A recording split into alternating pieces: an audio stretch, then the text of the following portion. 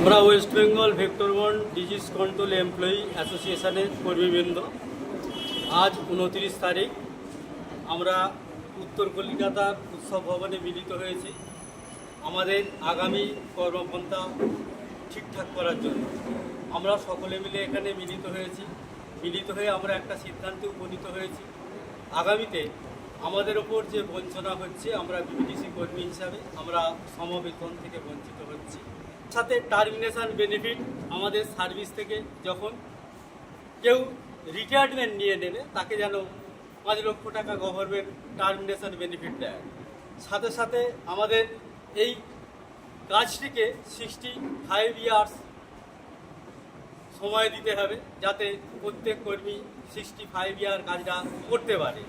এবং এর সাথে আর একটা জিনিস, যে আমরা তো কাজ করে যাচ্ছি, আমাদের কোনোরকমভাবে সরকারি ছুটি প্রদান করা হচ্ছে।